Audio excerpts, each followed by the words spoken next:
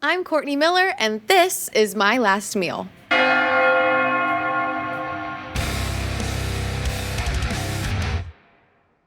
Every person has exactly two things in common. We all gotta eat and we're all gonna die. Today's guest is an actor, comedian, writer, director, host, and hard-boiled culinary detective.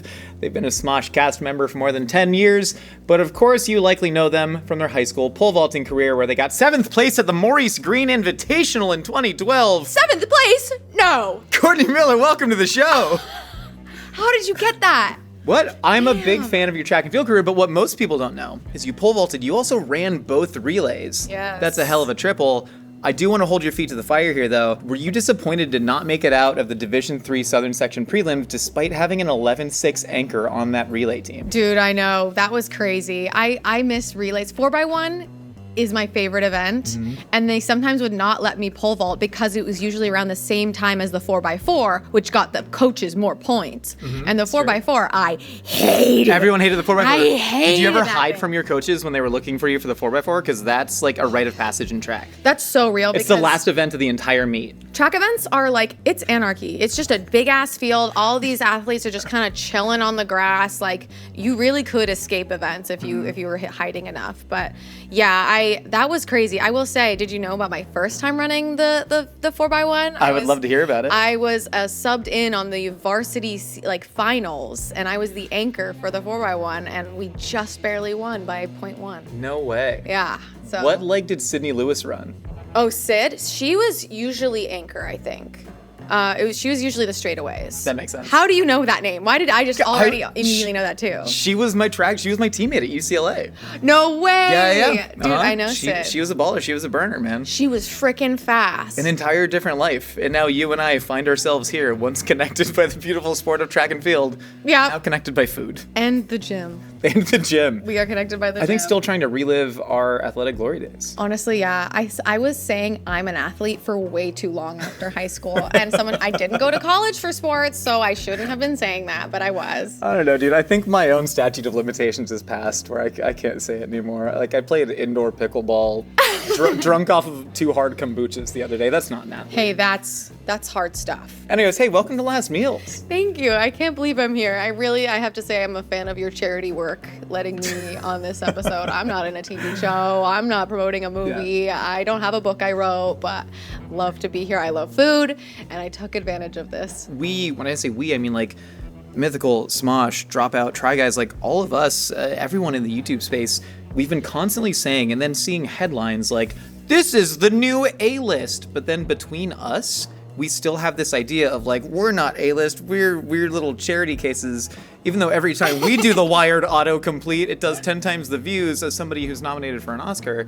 You know what I mean? That is wild. For me, that's not to pit anybody against each other, but it is a little bit to like level the playing field of you are somebody who, one, is very famous, is very talented at what you do, and then is like very deserving of hearing their opinions.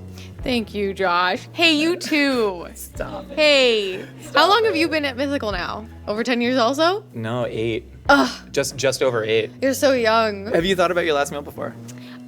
When your show came out, I started to. But truly wasn't something I thought about. It was just something you'd see like those creepy Instagram pictures of actual like people with their real last meal, and thinking that was so interesting what everybody chose and like what connects to their heart. You know what I mean? Like the last thing they want to taste on their way out. Yeah. During the process of choosing all of the foods, was there anything that surprised you? I don't know. I feel like I as soon as I started on YouTube, I've been very like almost too authentically myself in everything that I love and enjoy.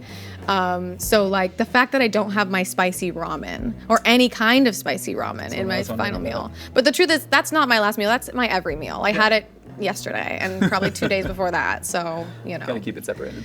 How often do you think about death in general? Actually, more than I like care to note. Like, you know, when interesting. In therapy, they tell you to like clock your thoughts and like be like, that's an interesting thought. I'm going to let it fly away like a bird.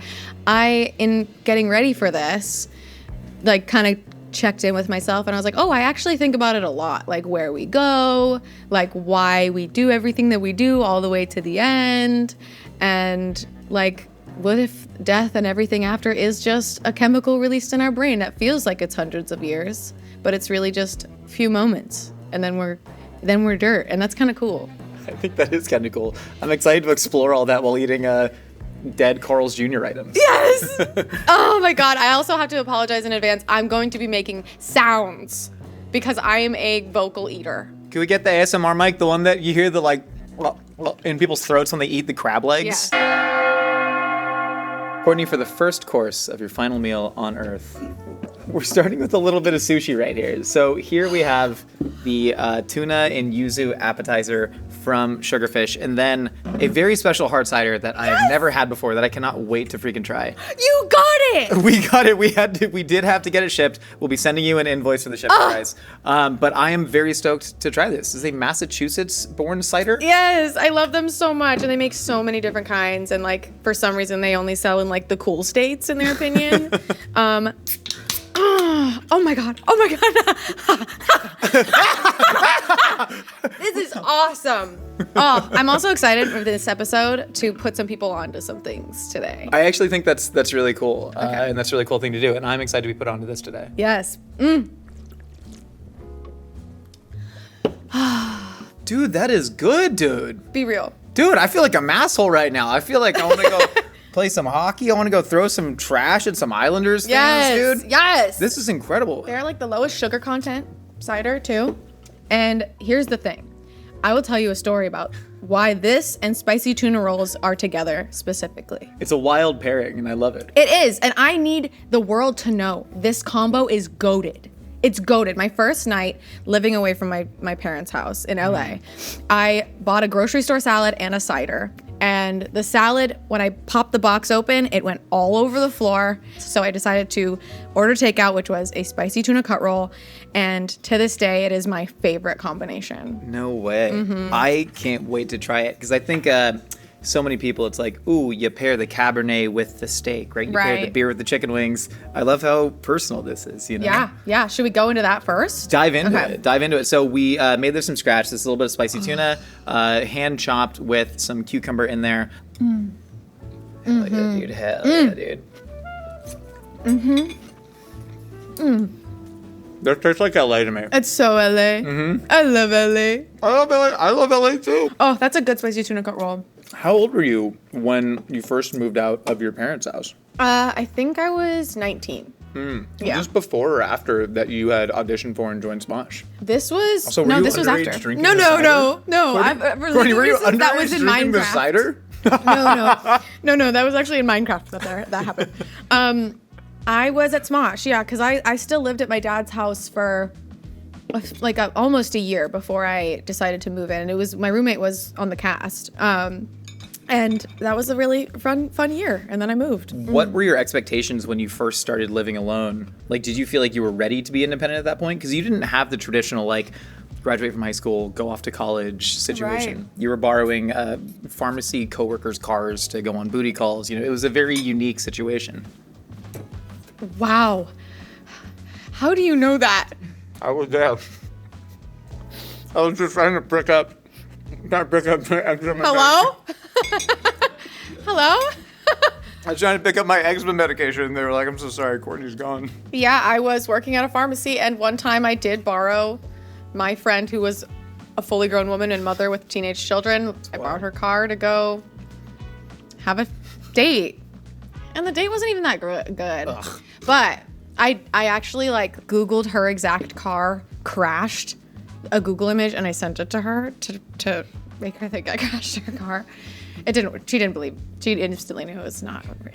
God, you were always doing bits though. Even at the pharmacy, you were doing bits to your grown-ass coworkers. Yes, I was. And I missed that pharmacy. It was a really fun job. Was there a part of you that thought, like, I can just work at a pharmacy full-time and make my vines on the side? If Vine didn't start taking off, I would have gotten my technician's license and stayed in the pharmaceutical industry. Okay, I need to tell me how the combination tasted to you. I think there might be a little too much sugar in the cider to pair properly with something that is mostly sort of fat and starch. I think you're right that this needed to be spicier to actually be able to handle the amount of sugar. If this was maybe like a dry hopped or wild yeasted cider, something with Brettanomyces in there, I think that I'm going to start this again. Ask me how it pairs. No, do it. Courtney, please ask me how it pairs. Do it. How do you enjoy thine spicy tuna with the massive peel? Oh my god, it's so good, Courtney. This is the best thing ever.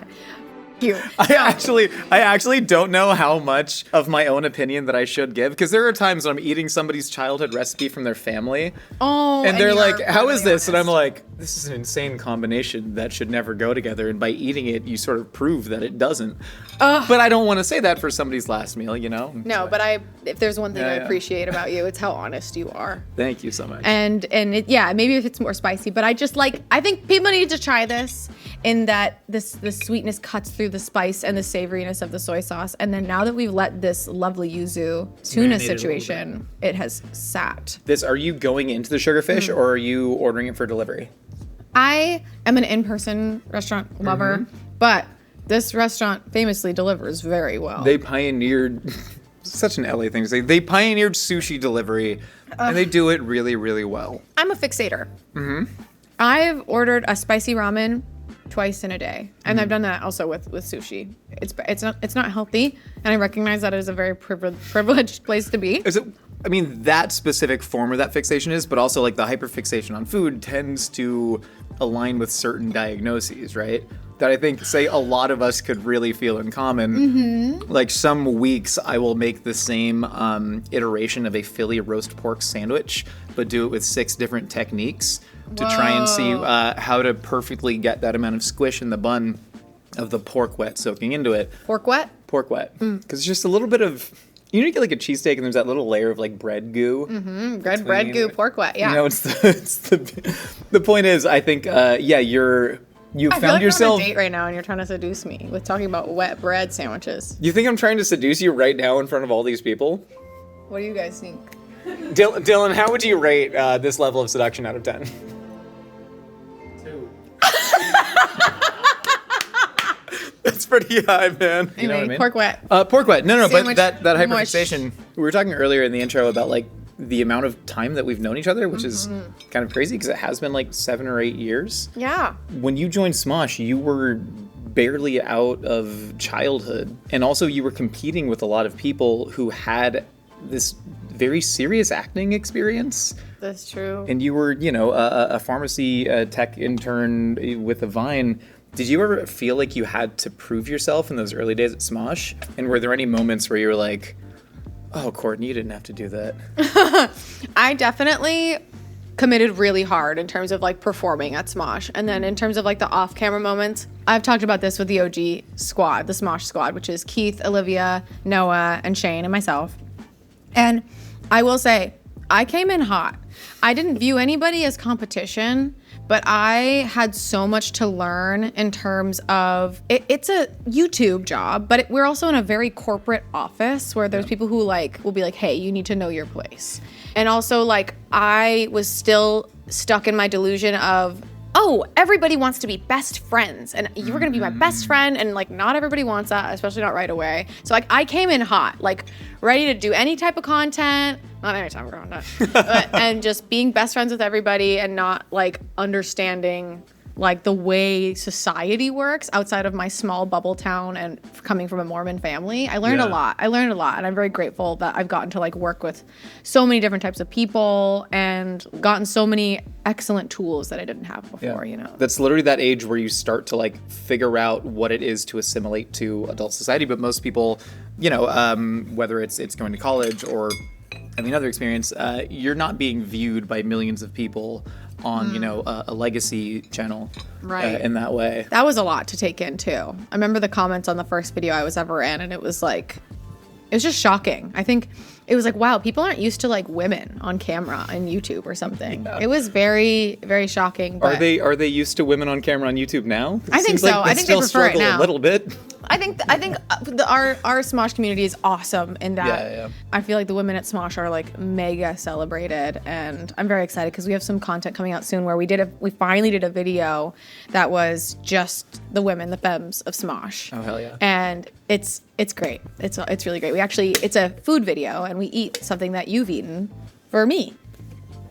Food video. We eat something that I've You eaten eat for me. I eat for you. Yeah, you ate something for me. I ate something for you. That implies Yeah. there was like a goal afterwards. No, just for the goal is always to have content. John. Yeah, sure. I get that. I get the that. struggle meals, we ate like girl dinners, and my girl dinner is my struggle meal, which was That's right, the tuna and soy sauce. Mm-hmm. That's really fun. I love soy sauce. Is Smosh in its golden era right now? And is it weird when people keep saying that every couple of years because life is completely cyclical? It's so real. It is very cyclical, and the internet is forever. So it's like Smosh is in its golden era. None of the previous content that wasn't the golden era is gone. It's all there. Like it's like falling in love with a person and all of their flaws, you know? And it's really sweet that despite our flaws and all the weird content we've made over the years, like it being said that we are in our golden era is really cool. And it is strange that you hear it for like years and you're like, how long is an era? know, right? How long is an era? I remember talking to a chef about this concept though, where he's like, I've been cooking the same food for 35, 40 years. And there were times when my restaurants would be celebrated. And then 5 years later, people would say, this sucks and it's behind the times. Then 5 years later, people would celebrate it again. He's like, I was doing the same thing and the world was just sort of moving around me. Mm-hmm. But I will say the difference right now, I'm like not inside the Smosh machine, but I'm at least closer than a lot of fans. You're touching it. I'm touching it. I touch the Smosh machine occasionally. Yeah. It feels nice. The thing that feels really different right now is like, you all seem like you're having so much damn fun. You all seem so connected to what you're making, which is so awesome to now see that like be very fruitful. We have this saying, it's comedy rooted in friendship, you know, and friendship always wins. Those are some of the sayings we have around the office. And like Shane has been, my husband, if you've met him, I've heard him. has said recently, like something that is really special about Smosh specifically and how it's like different from other places is we're capturing authenticity, you know, because this is all of us being genuine. When there's a comment critiquing the video or performance, like you're critiquing us as people. And that's a lot of YouTubers, but like it very much feels that way where we are capturing authenticity, which is like oftentimes magic. You know, when Amanda didn't know what happened to Harambe, or Angela doing literally anything, it's magic. So Yeah, it feels that way, man. It feels that way coming on set with you guys, and it feels that way watching what you're doing and just talking to you guys about it outside of that. Like, it's really awesome what you got going on right now. thank you. And all of these like in this golden era, Smosh is getting crazy opportunities, right? To go to work with YouTube and going to events. And I have to say, if I'm at an event, I'm anxious, and then I see this guy. He walks up and I go, oh, thank God. And like just having you there, a familiar face who's always has like the 360 view on the simulation that is our life. Thank like you. it's very calming. You know what the It's secret is? You get real drunk. I'm serious. Yeah, you show up. If you ever see me at an event, I'm like, yeah, at least like 4 or 5, maybe 6 in the hole. Yeah, thank you. Strong. Hey, cheers to that. big guy. Courtney, for course number 2 of your final meal, we have the canned spaghetti, the Carl's Jr. discontinued teriyaki burger, a very dirty vodka martini with as many Castelvetrano olives as we could possibly fit on one skewer. Where do we start here? Oh my God, I don't know. We have plated the spaghetti warm in the can, if you would like to decant it yourself. Let's do it for the people at home. Oh, God. Oh, perfect. Is this a soup? Good soup. Yeah. I've only eaten canned spaghetti once in my entire life. Really? Yeah. And I have, God damn it, I have childhood trauma related to everything. I was always a canned ravioli person to avoid the spaghetti. Okay, no, that makes sense. I grew up with 6 siblings. So when my parents were doing okay, like mentally and financially, they'd make us spaghetti with pasta from the box and like, but when things were rough mentally or financially, it was canned spaghetti. And I remember being like, why does this spaghetti taste different? And learning that it was canned, my instinct for some reason because of society was like, ew, it's from a can. But then in quiet seconds later was like, wait, but I really like this one. I don't know that that's just a because of society urge. I would argue that spaghetti is maybe the worst food to can. The thing with canned foods is that they sit in the liquid forever. Yum. And spaghetti, most people, Italians specifically, prefer it al dente, right? Yeah. Or at least not canned for years. for years. So I think there are other, but like, do you have positive memories associated with this then? Or is there a little bit of that bittersweet, like, hey, my parents were really struggling and I was just trying to make the best of it? Honestly, didn't recognize the struggle until like looking back to those times in adulthood. And like, I think there's few times in my chaotic household growing up where people were quiet and not bothering each other. And it's when we were watching movies and when we were eating. Oh man. And all I had to do was make sure I said thank you. And then I had to fight to finish mine first to get the last of whatever was left in the pot. Because there was not enough for everyone to have seconds. Damn. But, Well, hey, oh my Courtney, gosh. you made it out. We did it. We did. Hey, no, Hey, cheers. look at us. But that wet Oh, scat. God. Look at that. Oh!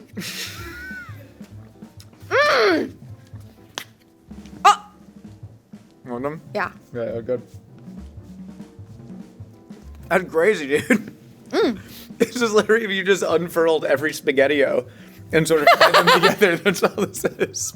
Or maybe it just wasn't owed yet. Or it wasn't owed yet. This is the This is pre-O spaghetti. pre-owned SpaghettiOs. I think it's maybe better than SpaghettiOs. It's sitting in that tomato soup. Sounds like you like it. I do like it. I can see how when you're a kid, especially, yeah, this is like a warm bowl of comfort. It's got that just corn syrupy sauce. Please, Italians, sound off in the comments about our spaghetti in a can. Have you ever paired this with a martini? Cannot say that I have. Yeah, No. this is interesting. The martinis weren't big in your Mormon household as a child? No. Strictly verboten. I actually didn't learn about martinis until Shane Top, and I was never the same again. Wow. What is it about martinis? Because this is a striking visage. You know what I mean? Oh, that's nice. I appreciate that you sent exact specifications too. Yeah. On like the ½ ounce of vermouth and the 3/4 ounces of Castelvetrano olive juice. Thank Now you. this is a pairing that I can get down with. Okay, yeah, and it's like, I think it makes sense to have a martini with a pasta, because it's like spaghetti, martini. Is that okay to say? Okay, to who? The Italians? They already hate us on the so air. much. I have to burp a little bit. I have to burp. Please burp.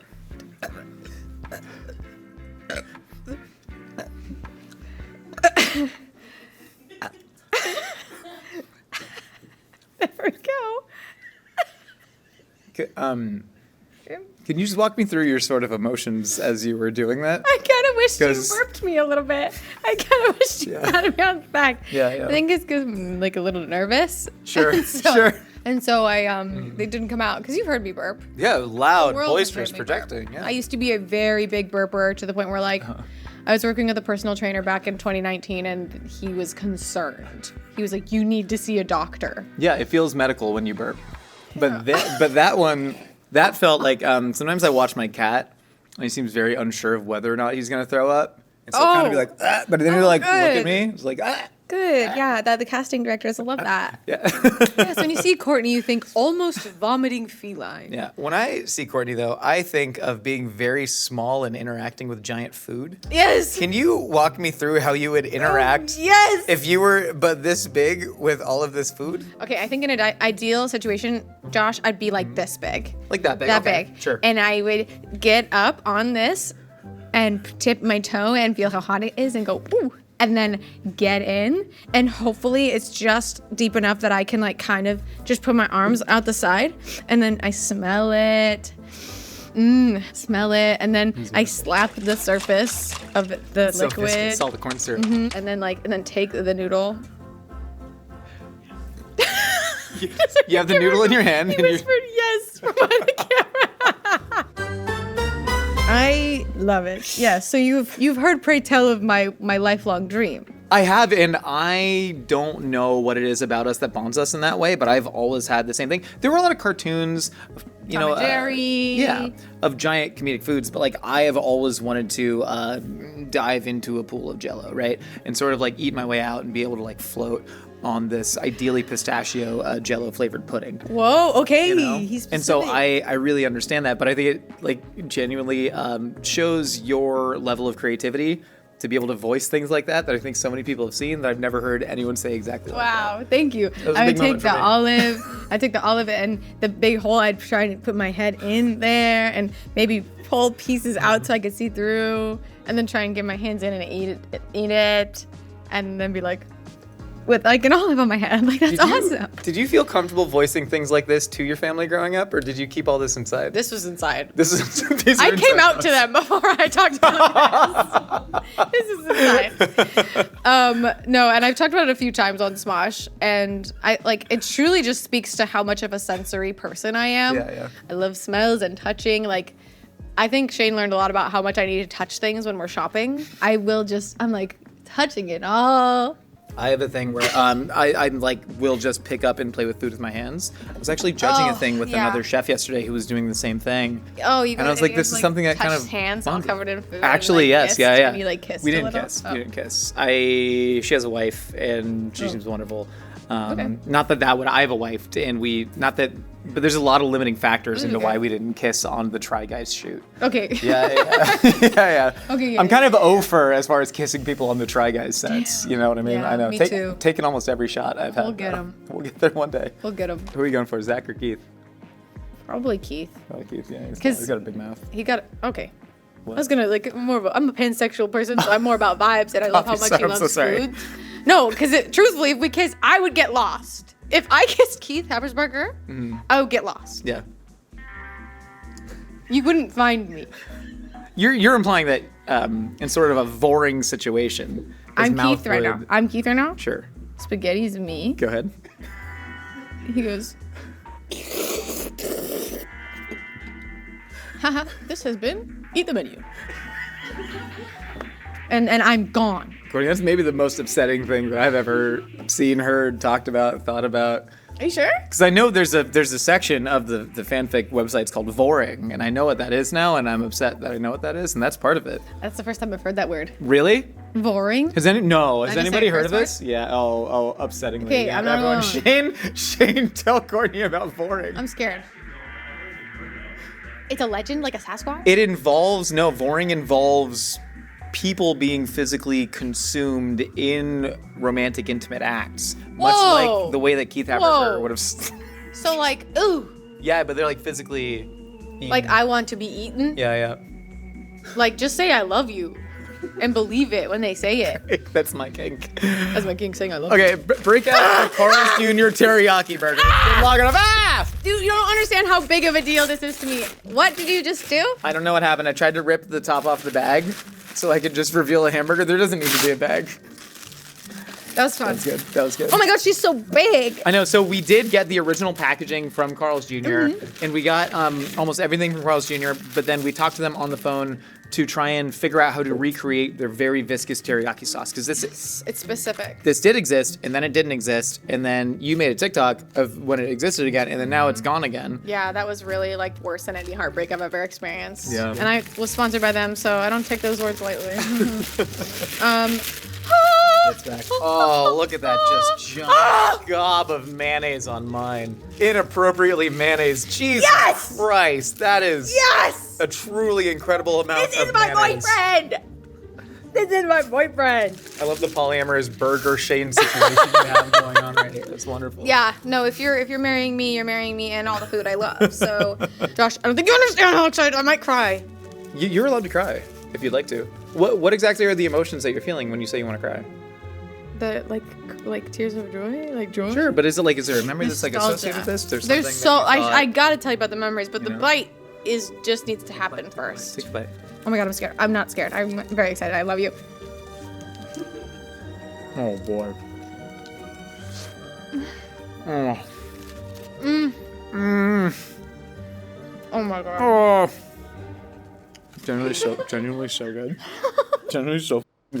I love this burger too, and I like the little the charbroiled taste. Oh my god. Almost tastes a little bit like gasoline. I have more burger on my face than in my mouth right now. Bro, teriyaki burgers are the bisexual burger. Wait, speak more on that. Because they're not like other burgers. I associate bisexual people with pickles. Get out of here. What do you mean? No. Bisexual, pansexual community. All of y'all sound off. Love feel you guys. big pickle heads. You know what I mean? Sure, we love The flavor. Bubbies- the Bubbies I think crowd. People call bisexuals selfish, right? Because it's like, oh, Interesting. just pick one. I don't agree with that, and I think the pickle community tends to be very non-selfish. The reason you pickle vegetables so they can last longer, so you can share them with your friends. Sure, yeah, that's why pickles are good. Yeah. So you can share them. I think bisexuals are just honest about what they like, and I think there's more out there than we realize. And I love when I can tell, like, oh, you just really like a good time and a good food. Like, you just want to enjoy life. Those are my green flag people. This is like a sensory experience that would have killed a Victorian aristocrat. You know what I mean? You're right, Whoa, you're right. they would have pillaged the entire Oh world my for this. God. This burger is so special to me because as early as 12 years old, I would ride my bicycle to Carl's Jr. and get this burger. All the way through when I was 17, 18, having my first jobs. This burger was my go-to for when I was feeling sad, when I needed some real sustenance to make me feel happy, because like food, it's about making me happy first before it's about nutrition. That's just how it has to go. I know agree there's with people that. that are kind of the opposite, that it's more of a nutrition thing. I think you actively shouldn't be the opposite. I think like there's something that I really respect about people who are, not to sound creepy, Dylan, we're going to dial it up to 4 right here. Honestly, people who are like chasing pleasure in everything that they do. Yes. You know what I mean? Yes. I feel like that's so much of what life is about. And so when I found out this burger was being discontinued in like 2017 or 2018, I was at Smosh at that time, and I was like, I need to go to Carl's Jr. as often as possible until they're out of stock of this burger. And then years later, they brought it back, and that was the best few weeks of my life. And like Carl's Jr. like noticed me on social media, and they're like, yeah, like here you go. Here's like a little coupon that's like for you. And they didn't tell me that it was not permanent. I didn't know that it was temporary. You mentioned coming out as a very small person skating around in a bowl of spaghetti to your parents before coming out as Right. as bisexual. When you finally did come out at the Defy Christmas party, Oh. Who did you talk to? all my friends, the founders of Defy Media, the media company of the future, what was your decision? Or was it merely, I have these feelings exploding out of me, and the Defy Corporation deserves to have these forever Oh my embossed God. in their Christmas party? I remember working at Smosh in that first year or so. Like, you're meeting so many different people who are unapologetically themselves. Like, I'm not kidding you. I met my first trans person at, like, when I started working in LA, and like as someone who is, I do believe I am a very like open-minded person, like started being like, I should just check in with myself. Like, what do I like? And just kind of sat and had to think and imagine things and scenarios. And I was like, yeah, all right, that's pretty good. Like, I'm fine with that. Were there parts of you that had these flashbacks to your childhood of like, oh, when I was watching Kim Possible, I didn't know I was watching Kim Possible like that. Yeah, right. yeah. No, like that. It's honestly, as soon as you like say it out loud, all of those things start to like, the volume is turned up on why I watched so many things. Why did I watch burlesque over and over and over and over and over and over again? And like, there's this really old claymation stop motion animated movie from the 60s called Mad Monster Party. And there's a couple baddies in that. So, yeah, cartoons and claymations, like, they just draw women really nicely. And so how can you not, like, question yourself? What about you? The first time I was attracted to a woman made of clay. Yes. Probably Wallace and Gromit. It was the penguin for me. He's a hear me Is out. it I've never. The seen abandoned Wallace and Gromit. penguin? The penguin? Wait, the penguin with the glove head? I haven't even sipped the martini's near my mouth, but I'm drunk. Do you feel this is something that I wrestle with a lot of, like, what obligation I have to the fans, to people, to say certain things that I think might help somebody versus Yeah. what obligation do I have to myself to keep things private, to give myself a semblance of sanity? Where do you fall on that spectrum of like how much you should share versus how much you shouldn't? I feel like my existence alone, I cause people to question things. Like being queer, also gender queer, and being honest about it and still just being authentically me. Like, I'm a very straight, cis passing person. Like, I look like a normal chick. Maybe with this haircut, it's changed. People are very much calling me NB vibes, but like, I like that I can be an entry point for people who don't understand, to be like, well, maybe they are, I guess, still human beings. You know what I mean? Yeah. And when I came out on Smosh, it was in the straightest way possible. I came out as queer to 2 straight dudes on a podcast. And it was, why did I do that? Because I felt it was important. The impact of just existing, it's something I never would have considered how much of an impact I would have, but I do. And I take it as a big responsibility, but there are things that I'm like, as an instinct, I want to share. Like I was talking to you about my surgery that I had, and I instinctively, I'm like, I want to talk about this surgery. But then I'm like, wait, like, yes, why do I want to? Because I've always talked about everything. But there are some things in my life, like my relationship that you keep to yourself because you want it to be yours, And I think that was the longest you let me talk. I let you talk. One, I don't think you need permission for anything. I think you've claimed your space. You went on a podcast with 2 straight white guys. Saying, a genderqueer femme out here ready to party. Yes, that's right. So I think my burger that I'm gonna climb in and take a nap inside and be wet in there. Yeah, I do want to submerge myself in mayonnaise. Oh no, no, maybe not that. You're not on the No, but I just want to get the warm mayonnaise too. Oh my god, imagine. Well, because mayonnaise is just pudding. I think I'm really just a pudding. It's egg pudding. Pudding sexual. Guys, you heard it here first. Mythical Chef Josh is pudding sexual. Embrace him, accept him, be kind to him. At least pudding curious, Courtney, for course number 3 of your final meal on Earth, we have the shrimp hibachi from Yamato with the fried rice. Yes! Please, and then we have an espresso tonic, a little bit of bitters, dried orange. We tried to take an homage from Civil Coffee. And of course, the Scotch egg. Oh my god, where do we start? Oh my god, I don't even know. I'm freaking out. What in the world? Extra ginger garlic sauce, of course. Yes! Yeah. Okay, well, we'll start here. Okay, so we did actually go to Yamato, and we got most of their food broken down and then simply reheated and plated it. Amazing. We wanted to really give you the proper Yamato experience. It's the best. It's simply the best. Yamato, if anybody doesn't know what it is, it's like Benihana. There used to be a location in my hometown that closed down. It just kind of faded away with poor management and stuff. Man. But I would go here all the time. As soon as I was not paying rent at my dad's house and had a full-time job at Smosh, I was eating good on the regular. I have been to the Encino one somewhat recently because I couldn't get into Chili's. And so I went to Yamato instead. I know. They don't want just anybody. They're like, in sir, there. you need to wear pants if you're going to come to Chili's. And Yamato did not care. And typically this sauce is not what they recommend. They recommend like the white sauce. But this is... Heavy and aromatic. As an adult now who... Courtney, as an adult person who can get tried for big boy crimes, you know what like good food tastes like. Well, yes. Yes. Yeah, quite a gourmand. What do you think? Now does this live up to? Oh. Shane, do you want to step in? If you clip that, We have to clip it now. I'm gonna We have to clip strangle it. you. I'm gonna FaceTime Julia, and she's gonna call Shane Josh, and that's the only way that we could right this situation. It's because you were seducing me earlier. I'm a natural Shane type. That's what I put on my Actors Access resume. I say a Shane top type. Shane type. Sometimes it's Shane type top. Oh my god. Okay, go on with your shit talking my last meal of my life. I don't feel like it anymore. Oh. God, you're just like them all. You're just like all of the Shanes. When you realize you've lost, you abandon shit. I think maybe we can find an opportunity here, though. Maybe anytime you're in a fight with Shane, you can just sort of call me over, and then you can just sort of like say all those things to me, and then I can leave. I'm like a sin eater from like the Middle Ages. You know what I mean? No. You don't know what I mean when I say I'm like a sin eater from the Middle Ages? No, Josh. Do you? God damn Write it. in the comments. Julia, can you? God damn it! Do I look like a Julia? No.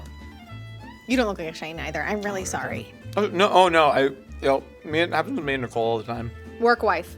Work wife, but also like you spend so much time here for decades. You know what I mean? Yeah, so tell me what you really feel about this food, please. I think it's bad. Oh, you suck. Ugh, the show is boring. I agree entirely. Wait, we could liven it up. Courtney, your first Smosh video was drawing Star Wars characters by memory. Yeah. Is that as a nod to the strong female animators in your family? Aw, thank you for bringing that up. I feel like I did not represent my family in that competition where I tried to draw. I made Darth Vader look like the big aliens from Fifth Element. Mm-hmm. Excellent reference though. Made myself look pretty cool in that regard. That was The Fifth Element's a really good movie. It is a really good movie. Yeah. Watch it. But Yeah, so The detail on Princess Leia's nipples were really good. did I do that? You did draw Princess Leia. How did I not know I was queer? How did I not know yet? I didn't know at that point. God damn. Will you sign my Tales from Pixie Hollow box Oh my set? god, literally, Josh, you're gonna make me cry. Courtney. I was gonna talk about this. My because you favorite bring is it up. Beck and the Great Berry Battle. You know, I should be a little bit guilty about this. I've not read these. How dare you? I know. But I literally have the concept art, the original drawing of this Really? cover, yeah. So my grandmother was a Disney animator. She was one of their master artists, I think among the first women. Yeah. She was like one of the only women in her drawing school, in her animation school. Like when they were moving over to digital animation, the way she could just move a pencil across the page and create so much personality, like had them scratching their heads. Like they legitimately couldn't understand why they couldn't capture that magic. Yeah. Sometimes when it's like going back, checking your ex's Instagram. I'll sometimes open Twitter X just to like see what's going on over there. Very rarely. And sometimes my For You page will give me some random person who's just a fan of this stuff that my grandmother, she illustrated all of these. She designed the main cast of Pixie Hollow. Yeah. Shout out Vidya. She was a baddie. We actually have a video in here. Yes. And you guys, sheesh. She was like the alternative, you know? She really was. Yeah, and so she taught my mom how to draw, who then taught me, and I never got as good, but I definitely Disney was shoved down my throat. Yeah. But this stuff, especially the stuff that my grandma worked on, was very special to me, and she did pass away last year, so it's been on my mind a lot, and it is really cool like seeing how many people on TikTok and stuff love her stories and the artwork she made for them. So was creativity something that was always celebrated in your house? I know you talked about having 6 siblings kind of fighting for attention, but like were there these kind of really positive moments that you look back on of like, oh, they really promoted the arts, they wanted me to succeed in something creative, or was it not that simple? It wasn't that. I mean, it was simple in that the reasons why I couldn't do a lot of these things, like talk about competing for attention, like that was the pure motivator. It was either to be the one who wasn't in trouble at that moment or to be just getting any kind of attention. And I was child number 5. So by the time I was old enough for extracurriculars, the money was gone. There was nothing. My sister got to do horseback riding. I'm the horse girl. My other siblings got to learn piano, guitar. I want to do that. And like here I am wanting to pursue music and wanting to ride horses all the time, and it's just stuff that I like never got to learn as a kid. So now I'm like cringily learning as an adult. Yeah, no, drawing was just it was almost like being good at math to my mom. Where like if I drew a horse and I was really proud of my horse drawing, she'd be like, oh, the neck is just you know. And I think she remembers the neck of the horse. I would always make it too arched. So it's like sexy horses have arched necks, much like humans. I agree. That's the one thing I really look at. You look at Princess Leia's nipples, I'm looking at her arched neck. Thank you. I was going to say something profound about seeking attention as a kid. Yes. So I actually think this is really interesting. Like, people generally see it as you are either somebody who was craving attention, seeking it at all costs, or you're somebody that's hiding from it, when in reality, it's always a lot more complicated, right? Yeah. And I'm sure that complication sort of follows you into this job. Do you feel like you're back in that place when you were a child, or is it a completely new sensation? Oh, Josh. You know, I've been in therapy for almost 7 years now. Which, by the way, I feel like we're raised to think you just want attention. How dare you? When it is completely normal and okay for people to want attention. Like my second therapist, like who's been really challenging my way of thinking, has been like, that's okay. To want attention is okay. And I'm like, duh, of course, you're right. Then when I get it, like it's really scary. So when we're on Try Not to Laugh, I can kind of like pop out, do a bit and like run away. And as I've been hosting the show URL, which you've been on, that's been terrifying to me. It is cool after 10 years to be still learning and challenging myself on new things. That's really hard. I've learned so much of why I love ensemble work and how I can hide behind my siblings when I'm done being funny and hiding from extra attention. URL and like you are hosting this show. It's like you really have to drive this ship. It's you. And the more of you that's out there, the more of you to be judged or interpreted wrong. And like that was kind of how it felt at home and in this job, where it's like, okay, awesome, I'm getting attention. Oh no, I'm being perceived and people have opinions on me out here. Yeah, I still love it. I love emotional impact and like. Why did you laugh at that? Why are you laughing at me? I'll tell you exactly why I'm laughing at you. Because you did the thing where you went, I still love it, followed by like a deep, contemplative, forlorn sigh. Oh, I did. You're right. No, but in a way that I very much identify with, and I understand the catch-22 of even explaining this on camera to the people that are watching this, of the people that, you know, are the reasons that we can do this kind of thing. But also, yeah, especially the reason I'm comfortable hosting the show is because I don't have any siblings to disappoint, right? I don't have anyone that is going to get screwed over in their own performance. I know that I can just like cloister myself in my own emotions and a guest, whatever, whether it's Courtney Miller, you know, Ed Sheeran, whatever, however they feel after they leave. But there's nobody that I'm sort of responsible for in that sense, and that makes me tremendously comfortable. That I like you hearing. I like hearing you say that because you recently did your first time doing improv, which I know is a big deal for you. And why? And that is exactly why that was so scary for me. Yeah, because what you're saying is you feel responsible for other people in the scene or in the video when it's like you aren't. The reality is you're not, but it's hard. Especially with someone like you, who you're thinking so quickly and thinking so ahead, that like you do feel responsible for people. And so like, I get that you feel that way. I relate to that feeling too, but it's good improv to let go and sometimes be a little bit of a sub in improv. Yeah, just kind of lie back, you know, go to that subspace. Yeah, it's like, yes, you know? please, and. Hey, speaking of which, Scotch egg. First, really quick, I'm going to palate cleanse with the espresso tonic. Talk about putting somebody on something. So, have you tried this? I have.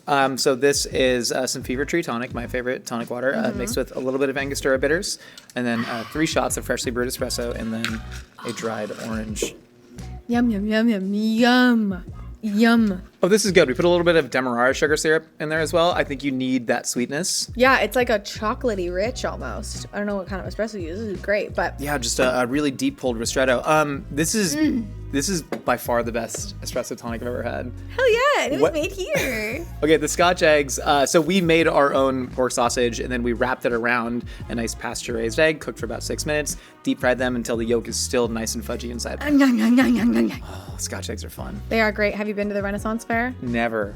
And that seems out of character for me. Kinda. Not really. I feel like certain gatherings, you have a valid reason for not going to a gathering. I feel like I know enough about you, but I feel like you would enjoy Ren Fair. Like, Who are you going to the Ren Fair with? My friend Shelby Young, who's a voice actor and close friend. She's been friends with Shane since they were like 13, 14 Do you do years Disney old. stuff? Yes, lots of Disney stuff. She's Princess Leia, whose nipples I drew in my first Smosh video. Oh my god. So it's all connected, guys. But yeah, so I go with her every year and like other friends. Sometimes people go, they get the season pass and they go every weekend. I know some people. I think we know some mutual people that I feel like they're at the Ren Fair all the time. Yes. Year round. Truly. I go to Highland Games.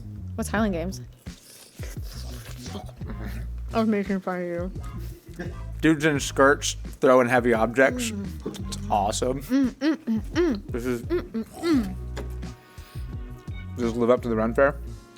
Yeah, this is better. Yeah? Yeah. But I think in another life, I would have been an actor, performer at the Ren Fair or like at medieval times or the pirate dinner, where it's like not good enough for Cirque du Soleil, but... I think there's a lot of different things that you could have done. I think you could have been an excellent car salesman. You would know every inch of that engine. I have no idea how a car works. Really? Could you describe to me how a car... What happens when you press the gas pedal? What happens after that in the car? So the gas is like, it spanks the engine, and then the engine goes, whoa, and then starts gulping down the gasoline and drinks it, and then it's fuel. And then it really wants to go. And then the wheels are the only way. Yeah. A lot of sexual energy pent up in that engine, and the wheels are the only way. Well, the wheels are the only way. Courtney, for the final course of your final meal on Earth, we have the Entenmann's Mixed Donuts Box. Oh! This is insane. I love you guys. Cheesecake and ice cream and an ice cold glass of milk. Holy shit. Holy shit indeed.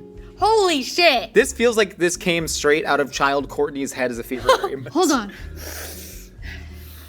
You want to touch it? Because I want No, you're weird for that. I had to say, you did that on Culinary Crimes when I had you on, and you were like fingering whatever it was on the plate, and there's a few times when I've been actually like mad at you like an older brother, and I was actually you might even be younger than me. I don't know. I'm definitely older than you. What was I fingering? Something, I don't know. Was it the burrito? Because I remember Culinary Crimes, there was one burrito that, I could see the disgust in your face. You were fondling it, yeah. I was fondling the burrito, but I was fondling the burrito out of a sense of real curiosity because I was trying to see what was in there, and then it turns out it was sauteed corn pops. And I figured out the mystery. No, okay, let's flip this back on you. I feel like I wasn't given the respect I deserved on Culinary Crimes because I figured out of context, that there were corn pops in a carne asada burrito, and no one clapped.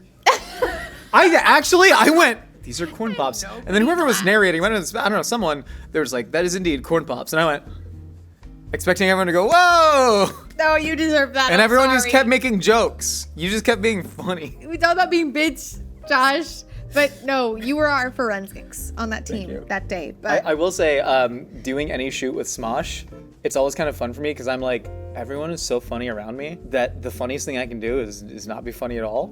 And just like say weird really things good. about apples. Okay, we have to do the ice cream first. Ice cream. It was a limited time run for what movie? Almost said not even the right thing. For what movie? Spirit. The animated movie of hot horses. That's why this is called Wild and Reckless. It's like sour candy but ice cream. And with the chocolatey, sprinkly cone, you are about to ascend, my friend. Is this Spirit Stallion of the Cimarron? I don't know. Do you guys? I was too young. I was too young to remember the log line of a movie. Stallion of the Cimarron? It should have been cinnamon flavored ice cream. Siri, Stallion of the Cimarron? It's Spirit Stallion of the Cimarron? You're a Stallion of the Cimarron. And they didn't make cinnamon flavored ice cream? You're right. What the hell? God, this is... Oh my God, you're gonna hate this too. Rocket shipped back to childhood. Oh my God. Oh, and it's like just perfectly soft. Courtney, none of this exists in nature. You're right. None of this could have existed until we figured out technology post World War II. You know, that's what made this possible. The Victorian child is dead. You know, on the floor, just seizing, possessed by Christian ghosts. I mentioned Christian ghosts earlier, so I'm going to use that to segue into the thing I already wanted to talk about. Perfect. You grew up Mormon. I did. Was there a singular moment in time when you were a kid that you snapped back and were like, hey, maybe I don't know if this is for me for the rest of my life? When she who should not be named said to everybody that Gandalf was gay. On Facebook, I saw all of my Mormons friends' response to that. Gandalf or Dumbledore?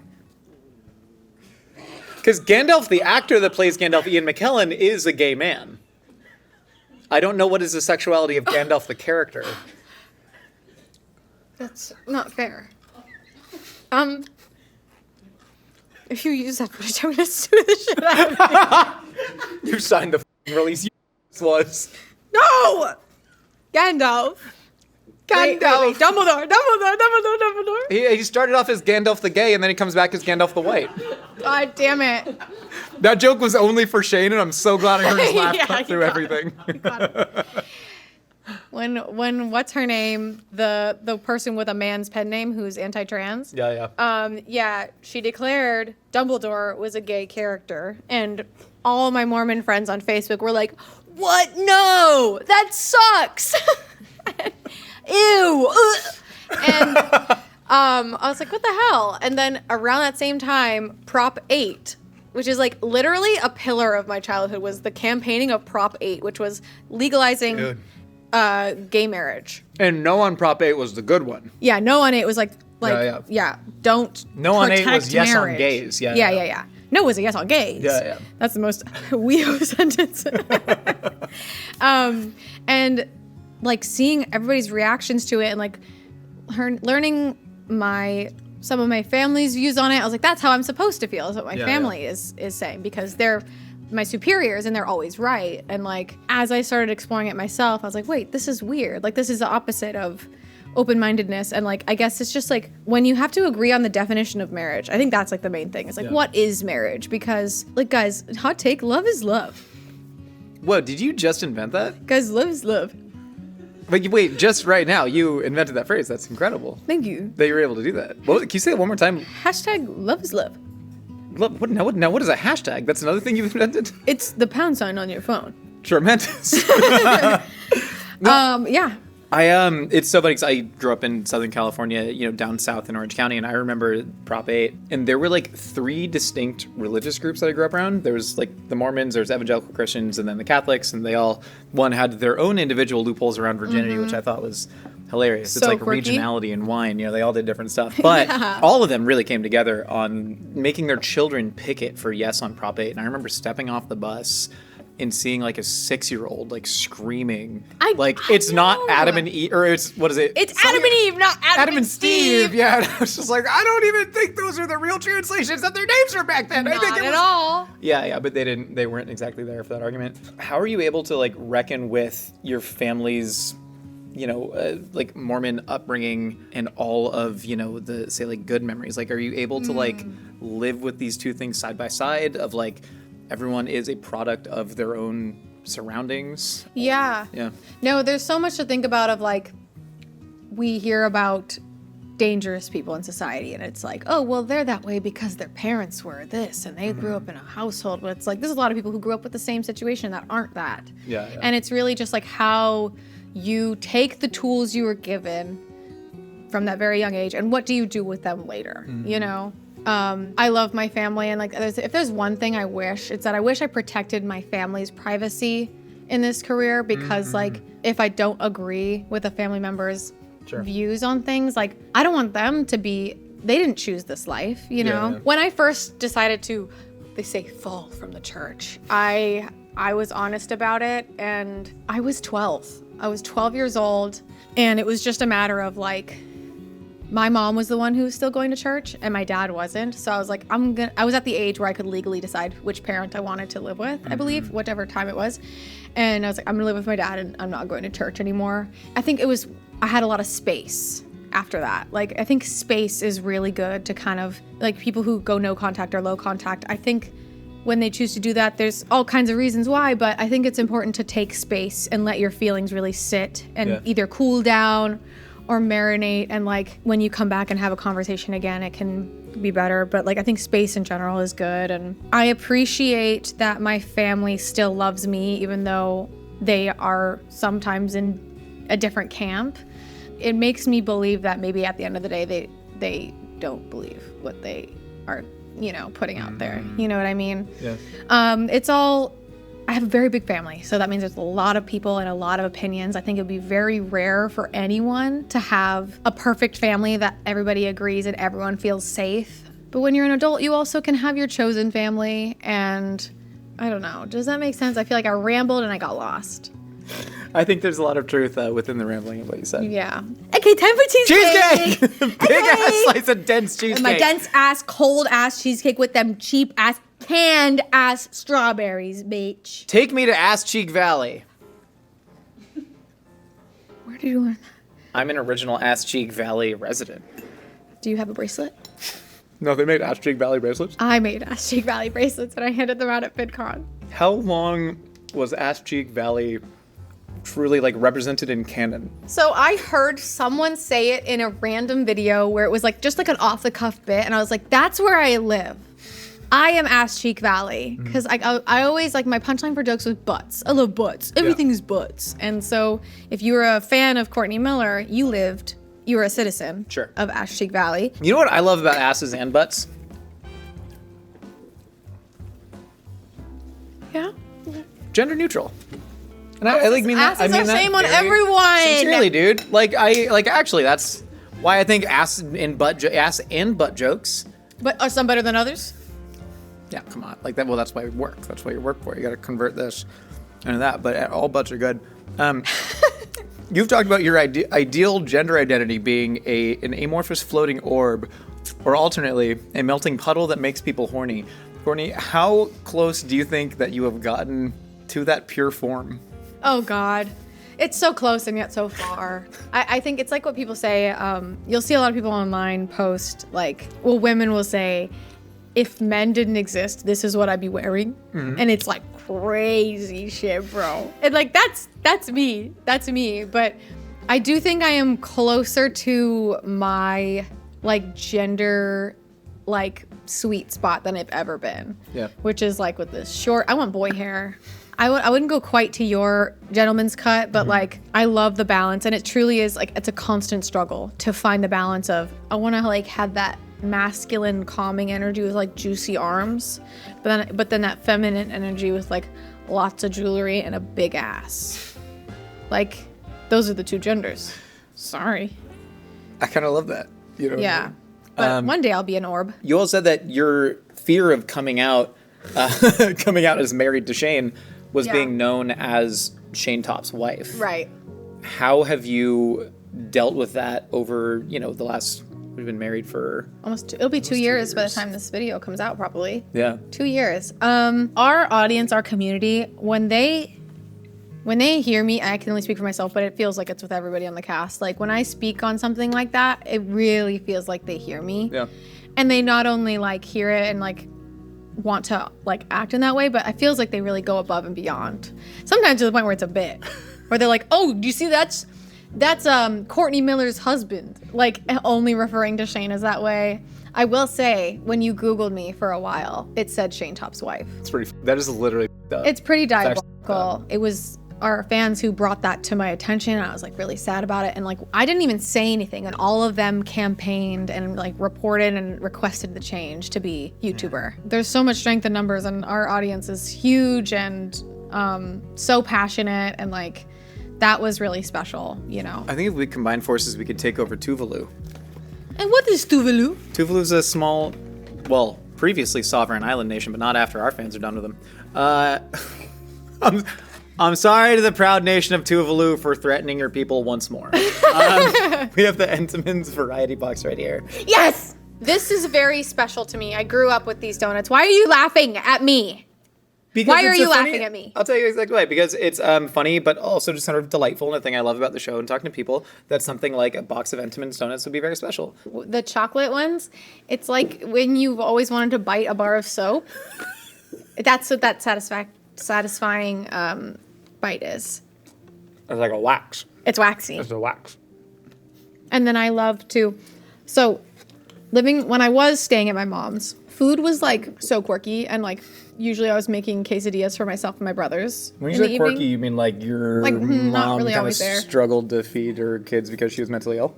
There's many reasons. Also, we be eating. We eat a lot. I think our parents always underestimated how much we could eat. But there was consistent things that she would always buy from the grocery store. And it was those like sugar cakey frosting cookies in the clear plastic. And these. If I ever had a moment alone in the kitchen, I would down 2 of these. Mm-hmm. And then use milk to push it, to fist it down my throat. Courtney, we ask everyone on the show, what do you think happens when you die? This might sound a little woo-woo. I don't know what you've... I maybe... Oops, I don't finish all your videos. I haven't watched the end of some. Sorry. But I think we come back. I think I talk about with myself in a room, or to Shane about what I think our cat's previous lives were. Or if like Bones, I'm like, oh, Bones, you were a dog once. Like where I believe I studied Buddhism when I like freshly left the Mormon religion. Like I read up on a bunch just to kind of like be like, do I need to like label myself? But I ended up not. But like reincarnation was something that was always interesting to me. I've never been to like that person who will like read your palm and know your past lives or something. Sure. But I do believe like it's like energy can't be created or destroyed, and I think it always has to go somewhere. And then what do they say, when your body dies, it like the weight, you're like lighter for some reason? Or was that debunked?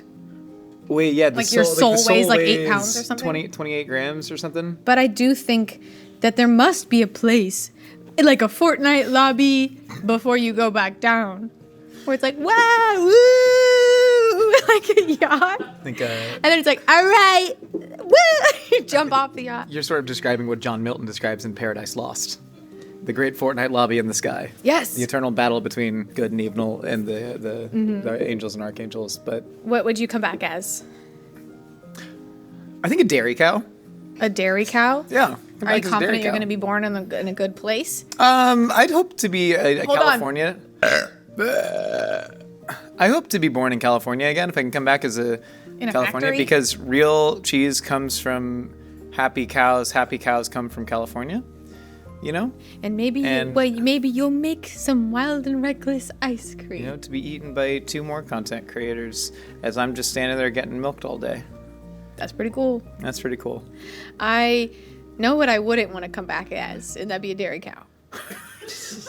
More for me. Courtney, you ready to get in the lightning round? Oh my god, I'm scared. Who's the one person, dead or alive, you'd want to share your actual last meal with? Dead or alive, who's the person that I want? Ooh. I gotta say Shane Top. Yeah, I was going to say other than Shane, but then I'm going to ask you other than Shane. Okay. You know what? I think Robin Williams. That'd be a really good one. He's like you on Fast Forward. Thank you. And when they're playing with the pitch of the sound, because he goes high and low, and He voiced all the Latino penguins on Happy Feet. All 5 of them. What song do you want to be played at your funeral? I would say The Suburbs by Miss Little Jeans, not the Arcade Fire Virgin. Not the Arcade Fire Virgin. No. We don't know all of them. And it's just a good vibey song that's unique and nobody knows it. Who's your dream eulogizer? Oh, my dream. Honestly, you.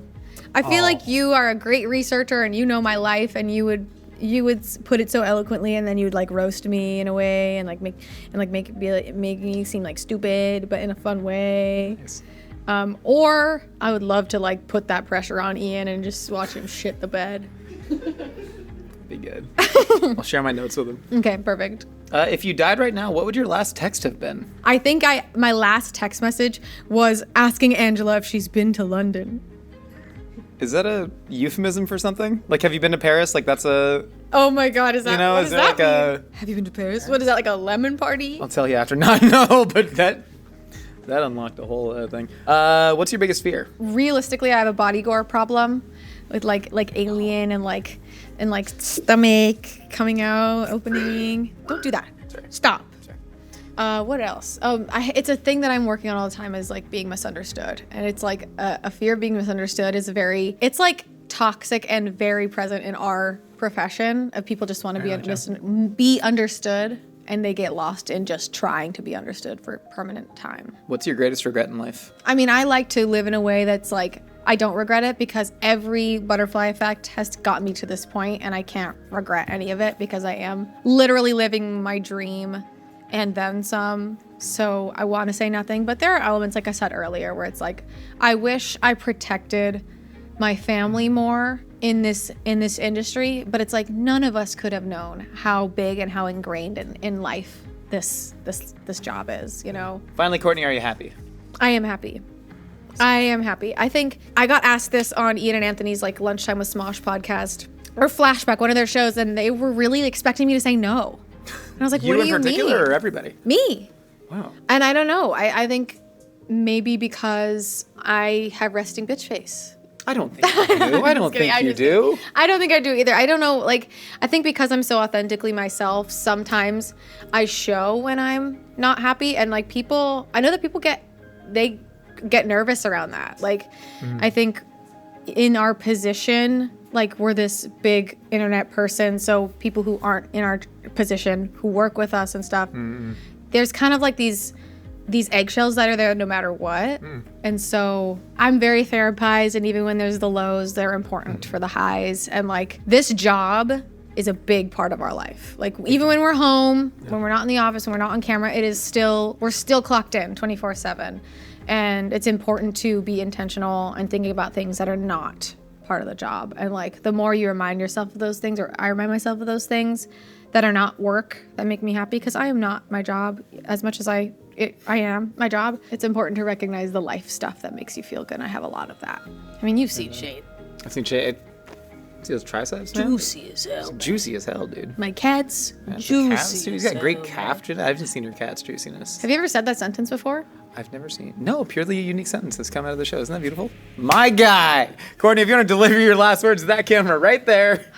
We're all dying. I've said that for a long time. And Hell yeah! Courtney freaking Miller.